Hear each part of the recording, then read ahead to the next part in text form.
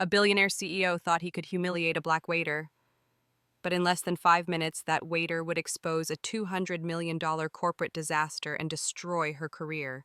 You won't believe what happens next. If you're so smart, then translate it. Victorian Sterling slammed her hand down on the restaurant table, sending plates and cutlery rattling. The entire elegant dining hall fell silent. The $200 million merger agreement flew from her grasp, fluttering to the floor at the feet of David the waiter, who had dared to point out a flaw in the contract she was reviewing. David Washington, 25, never imagined that a casual comment about a legal clause would turn a quiet evening shift at Meridian Restaurant into an all-out battlefield. As he bent to pick up the scattered pages from the marble floor, his gaze remained steady, as if he'd weathered storms far fiercer than a billionaire CEO's bruised ego. Victorian Sterling, 42, had built a tech empire from the ground up. She wasn't used to being questioned, least of all by a black waiter working the night shift. Her company, Sterling Dynamics, was on the verge of closing the biggest deal of her career, and months of pressure had pushed her nerves to the brink. "Interfering, are we?" she scoffed, her voice cutting through the luxurious hush. "You were reading my contract while serving dinner. What kind of establishment is this?" The restaurant manager, James Peterson, rushed over, sweating bullets. "I'm so sorry, Miss Sterling. David, back to the kitchen now." But David didn't move. The way he stood calm yet unyielding made Victorian bristle, but she couldn't look away. He didn't seem intimidated or servile. In fact, it was like he'd been waiting for this moment. "Actually," David said calmly, carefully rearranging the contract pages, "I noticed a contradiction in Clause 3 of the termination section. The current phrasing could be interpreted two different ways. If there's ever a dispute, the whole agreement could be rendered void." A deadly silence fell over the room. Victorian felt heat rise to her face, not just from his boldness, but because a part of her suspected he might be right. Her Harvard-trained legal team had combed through that contract dozens of times, but now a seed of doubt had been planted, and it was growing. "Do you have a law degree?" she asked, voice dripping with sarcasm. "Let me guess. Watched a few legal dramas on Netflix." David smiled for the first time, a smile that didn't reach his eyes yet, carried a chilling calm. "Something like that." Victorian snatched the contract from his hands and waved it like a weapon. "Fine then, waiter, or should I call you professor if you're that brilliant? Translate every clause of this contract into language a child could understand. Right here, in front of everyone." Her challenge hung in the air like a lit fuse. Around them, diners began to turn. Phones were raised, cameras blinked to life. David glanced around, then down at the contract, before locking eyes with Victorian, his expression unreadable. "Are you sure?" he asked, voice steady. "Because once I start, I won't stop until it's done. And you may not like what you're about to hear." Victorian folded her arms, her sharp smile widening. "I'm counting on it. Show me what you've got." No one in that lavish dining room could have predicted what was about to unfold, because David Washington wasn't just any waiter. As he opened the contract and began reading the first clause, his eyes moved with uncanny familiarity, the kind that should never belong to a casual service worker. And yet, in the face of scorn and suspicion, David stood as if guarding a truth too explosive to reveal just yet. If you're wondering what comes next in this tale of bias and underestimation, don't forget to follow the channel, because what's coming will completely upend Victorian Sterling's view of people, especially how we judge others by what they appear to be on the surface. David flipped to the first page of the agreement and began reading aloud, clearly, confidently, his voice echoing through the now silent room. Clause 1, asset transfer of 217 million USD upon regulatory approval. He stopped and looked straight at Victoria. Simple translation. Your company is buying another one for $217 million, but only if the government approves it. Victoria felt a lump in her throat but forced a mocking smile. "Anyone can read the first line." "Keep going, waiter," she said. Clause 2. David continued, his voice steady. A 90-day audit period with unrestricted access to financial records and intellectual property. He paused again. Translation. You've got 3 months to dig up every secret the company has, but be careful with what comes next. The murmurs among the diners grew louder. A few people even put down their forks to listen more closely. Victoria felt her palms turn cold with sweat, but her face remained stone cold. Now comes the fun part, David said, flipping to page 3 with the precision of someone who knew exactly what to look for. Termination clause based on material market changes. This is the first real problem, Ms. Sterling. He pointed at a dense block of text. This clause allows the other company to cancel the deal if there are any fluctuations in the market. The problem: it never defines what material means, could be 5%, could be 50%. Victoria visibly paled. Her Harvard-trained lawyers had been paid $400,000 to comb through that contract, and not one had caught this deadly loophole. Wait, it gets better, David went on now, fully in control. The clause also lets them keep the $20 million deposit as an administrative fee, even if they pull out of the deal. Translation: they can legally rob you of $20 million. That's enough! Victoria shouted, slamming her hand on the table again. I'm not about to be lectured on contracts by some damn waiter, especially not on one reviewed by the top law firms in Chicago. Actually, David said unnervingly, calm. If it were a top law firm, they'd have caught all of this in the first 15 minutes. Manager James hurried over, visibly tense. David, maybe you should stop now. No, Victoria cut him off, her voice trembling but defiant. Let this clown keep going. I want to see just how far this little circus act goes. But inside, Victoria was beginning to panic. How the hell had some ordinary waiter spotted in 20 minutes what her elite legal team had missed in 3 months? What else was hiding in that contract? David noticed her breathing had changed. He allowed himself a small private smile. For 7 years, he'd been learning to dissect contracts like this, not out of academic interest, but survival. When you grow up watching your mother exploited by landlords, crushed by banks, and underpaid by bosses, you learn fast knowing the law is the only thing standing between being trampled and being protected. David flipped to the 3rd page with the precision of someone who knew exactly what he was looking for. Termination clause. In case of significant market changes. This is your first problem, Ms. Sterling. He pointed at a dense block of text. This section allows the other party to cancel the deal if any event causes market conditions to change. The problem is it doesn't define what significant means. Could be 5%, could be 50%. Victoria visibly turned pale. Her Harvard-trained lawyers had been paid $400,000 to review that contract, and not one of them caught this serious ambiguity. And that's not all, David continued, his voice now clearer, laced with growing confidence. This clause also lets them keep the $20 million deposit as an administrative fee, even if they cancel the deal. Put simply, they could legally walk away with her $20 million. Enough, Victoria shouted, slamming her hand on the table again. I won't stand here and be lectured on my own contracts by some damn waiter. Actually, David replied, his tone steady and calm, almost chillingly so. If they're top-tier lawyers, then they're top-tier at overlooking fatal flaws. Because any lawyer with the bare minimum competence would have spotted these traps in under 15 minutes. Manager James cautiously approached, voice trembling. David, maybe you should stop now. No, Victoria cut, in her voice slightly shaking but still full of arrogance. Let this clown keep going. I want to see how far this little circus act will go.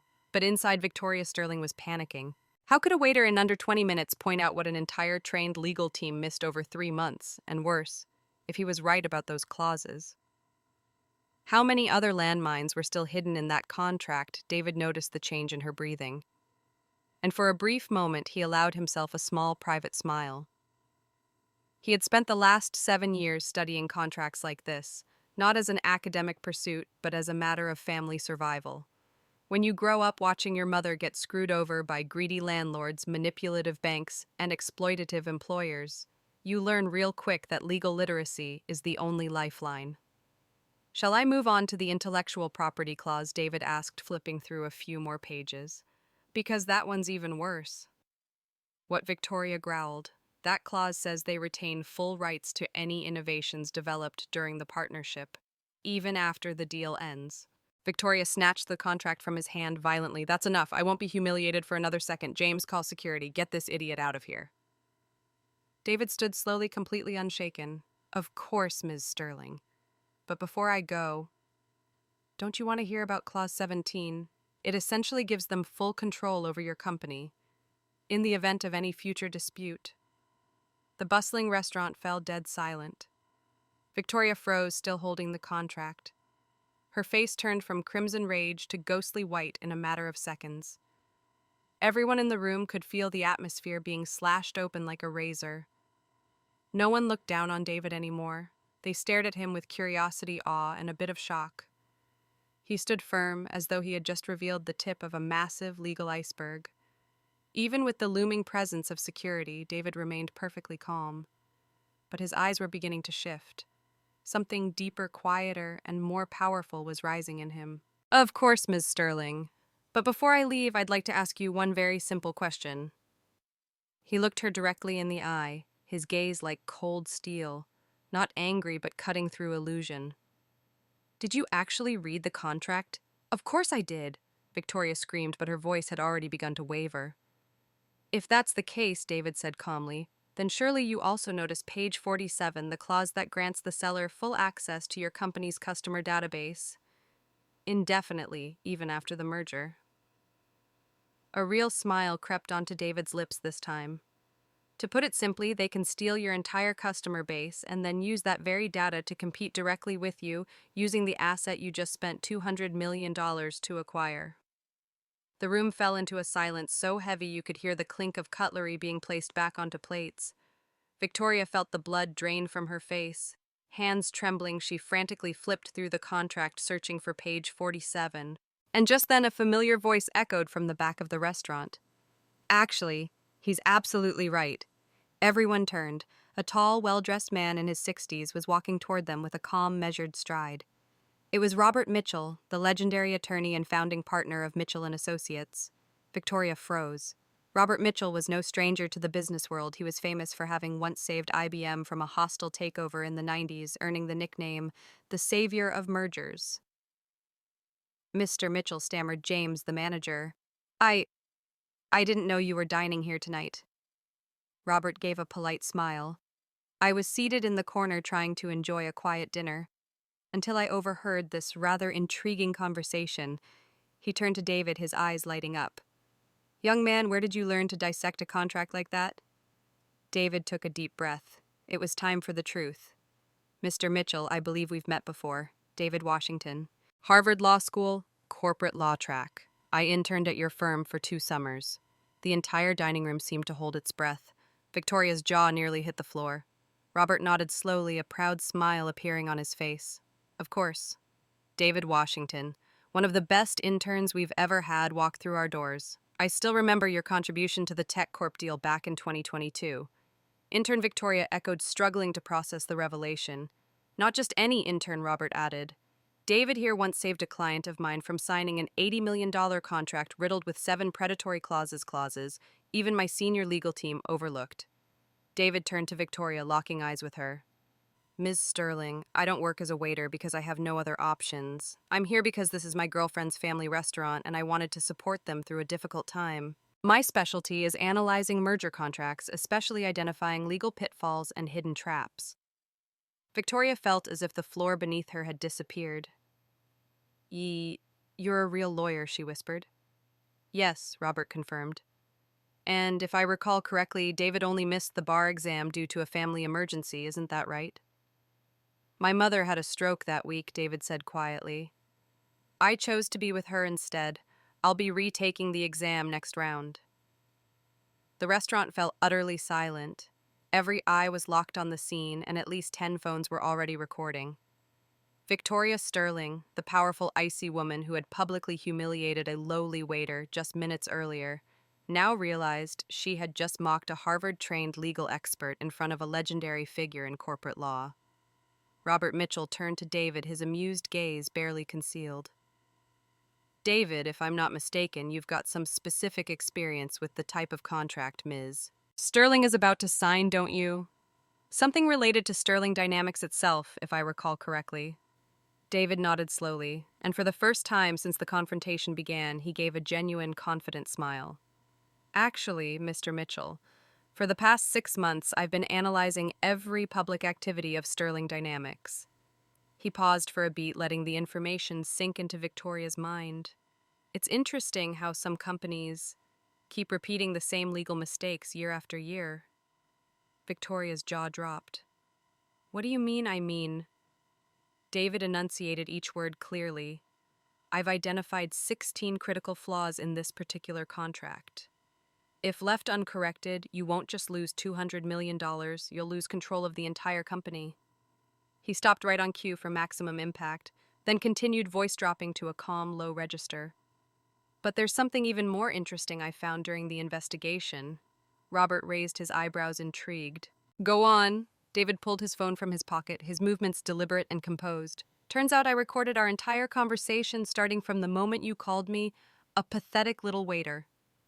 You insulted me, showed prejudice, and deliberately humiliated me, right in a public restaurant. I have everything recorded, every word, every discriminatory remark. Victoria froze. She looked around and saw clearly people were still recording. This was no longer a private insult, it was a full-scale public catastrophe. You don't have the right to use that, she whispered, but her voice had lost all authority. Actually, I do, David replied, his tone calm and chilling. This is a public setting. There's no expectation of privacy here. And recording evidence of workplace discrimination is not only legal, it's encouraged. Robert Mitchell stood with arms crossed, watching his interest visibly growing. David, let me ask, was this the plan from the beginning? I get the feeling. You didn't improvise any of this. David scanned the restaurant slowly, then fixed his eyes on Victoria, a gaze as deep and unshakable as a canyon. My plan was very simple, Mr. Mitchell. First, I'd save Sterling Dynamics from a contract that could destroy the company. Second, I'd document the full extent of the discrimination that nearly cost a CEO $200 million, all because she refused to take advice from someone with darker skin. And third, David paused. His voice now carried not the tone of someone seeking justice, but the weight of someone who had already won. I will turn this story into a lesson for anyone who thinks they can humiliate someone based on appearance or personal bias. The entire restaurant fell silent. Victoria Sterling, once a woman who ascended to power with unshakable confidence, could no longer stand. She stumbled back into her seat, completely disoriented. And then she whispered, as if all the strength had drained from her, Why would you do this? David looked at her, his gaze calm, like an autumn lake. Because people like you always think it's your right to humiliate others because of their status or their skin color. Because someone had to prove that intelligence and talent don't come in a single shade. And because the best way to fight prejudice isn't by shouting, but by excelling. Right at the heart of her arrogance, in the very place where Victoria once believed she held complete control, a lesson had been delivered. Not through yelling, but through composure, through brilliance, through action. And what no one knew was the biggest twist hadn't even happened yet. Victoria's voice trembled, her first real sign of vulnerability since stepping foot in the restaurant. You said, you've been studying my moves for 6 months. But how did you know I'd be here tonight? David exchanged a knowing glance with Robert Mitchell, who gave the slightest of nods. Then David turned back to Victoria, his voice as steady as ever. Ms. Sterling, do you really think tonight's meeting was a coincidence? He gave a soft, ironic smile. I've been working here at this restaurant for exactly 3 weeks, ever since I discovered you came here every Tuesday at 8 p.m. alone, always carrying sensitive documents to read over dinner. Victoria froze in place. Her face turned pale. You were following me? She asked, as if she had just touched something dark and dangerous. David remained eerily composed. No, I just did my homework. And I did it well. He looked her dead in the eyes, now colder than steel. When Robert Mitchell told me a CEO was about to sign one of the worst deals in modern corporate history, I thought it might be interesting to intervene. Robert smiled and nodded proudly. David, tell her about the consulting, Victoria stammered, still reeling from the blow. Consulting? David spoke gently but clearly. For the past 6 months, I've been working as an independent legal consultant for Hartwell Enterprises, the company trying to acquire Sterling Dynamics. He paused, letting the weight of each word sink in. They hired me specifically to identify every legal vulnerability in your company before the acquisition. Victoria gasped, as if punched in the chest. No, that's impossible. That's a conflict of interest. Actually, it's not. Robert cut her off smoothly. David never signed an NDA with your company, and just now you publicly humiliated him based purely on racial prejudice. So, he has every legal right to use what he's found from public research to protect your company from your own incompetence. David pulled out his phone and tapped the screen calmly. Speaking of protection, he said in a low voice, I just emailed Sterling Dynamics Board of Directors attaching a full report detailing 16 major contract flaws, including a clause that could transfer control of your company to Hartwell in just 18 months. Victoria lunged forward, trying to grab the phone. You can't do that, I already did, David replied, holding the phone out for her to see. On the screen, sent 9:15 p.m. to entire board of directors, CC, SEC, and 3 top M&A journalists. Victoria looked around in panic, desperate for an escape. The entire restaurant was now watching her, at least 10 people still filming. And this time the looks weren't just curious, they were condemning. You don't understand, she shouted. This deal, it's 2 years of work. If it falls apart, Sterling Dynamics will go bankrupt. David looked straight at her, and for the first time there was fire in his eyes, cold and quietly burning. Sterling Dynamics will go bankrupt if the merger goes through under the current terms. But now it won't, because the board has enough information to renegotiate or call it off entirely. Robert Mitchell folded his arms, his expression that of a judge watching a contestant face their final challenge. David, he said, tell her the most interesting thing you found. David smiled for the first time that evening, but it wasn't a triumphant smile. It was the smile of someone who had calculated every move. Ms. Sterling, he said, do you remember firing a young associate named Kevin Thompson 3 months ago? What? That guy was an idiot, totally unfit for a corporate environment. David tilted his head slightly. Kevin is my cousin, and he sent me all the emails you wrote to HR explaining why he was let go. Victoria went pale, but still tried to push back. That's slander. There was nothing racist in those emails. David held up his phone screen. I have 47 emails from you spanning 6 months filled with racially coded language disguised as not a cultural fit. And now I've got a recording from tonight where you behaved the exact same way, publicly. Victoria screamed in desperation. I'll sue you for defamation, for invasion of privacy. For what? Robert interrupted, his tone sharp. For saving your company from a disastrous deal, for documenting overt racist behavior, for exposing the incompetence of a $400,000 legal team. Ms. Sterling, if I were you, I'd say thank you instead of making threats. David pocketed his phone and stood tall. My job here is done. The board now has everything it needs to make an informed decision. The press has a story that will shake this industry to its core, and you've just learned a very expensive lesson in basic human decency, regardless of how someone looks. Victoria collapsed into her chair, eyes hollow. In a single evening, she had lost not just the biggest deal of her career, but also her reputation, her authority, and perhaps even her future. 3 weeks later, Victoria Sterling sat alone in the executive office on the 30th floor. Through the glass walls, she watched as security staff silently packed up her belongings into cardboard boxes.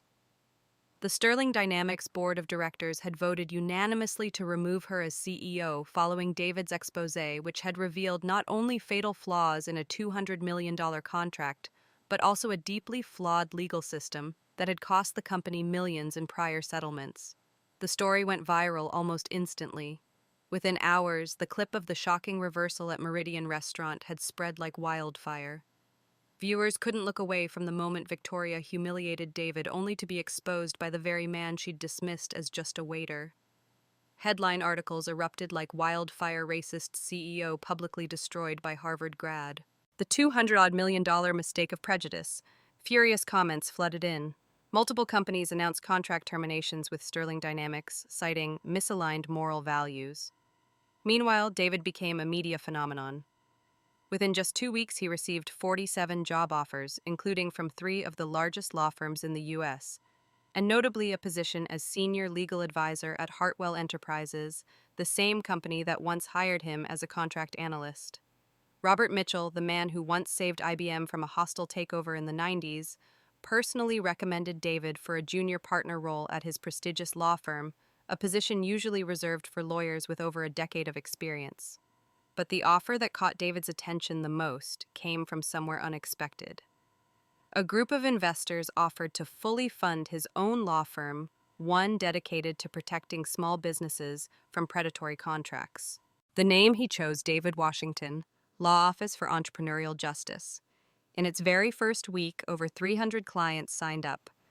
Most of them small business owners, people who had seen the viral video and knew this young man truly understood them and stood for them. David's cousin Kevin Thompson, who had once been fired by Victoria, received a settlement of $800,000 in a racial discrimination lawsuit. He used the money to finish law school and became the first employee at David's newly founded firm. And the deal between Sterling Dynamics and Hartwell Enterprises collapsed completely. After David's contract review was independently verified, Hartwell pulled out, citing unacceptable governance risk. Sterling Dynamics, under new leadership, barely held on, but Victoria lost 90% of her shares to angry investors who threatened to sue her for neglecting shareholder responsibility. Robert Mitchell later became David's official mentor and frequently retold the Meridian restaurant story in his lectures on the dangers of unconscious bias in corporate leadership. In 30 years of legal practice, I've never seen someone spot that many contract flaws in one night. And I've never seen someone lose so much money simply because they couldn't see past someone's skin color. James Peterson, the restaurant manager who once nervously apologized to Victoria, later appointed David as the unofficial legal advisor for the restaurant. Thanks to David identifying 3 exploitative vendor contracts, similar to the one from Sterling, the restaurant saved $200,000 in its first year.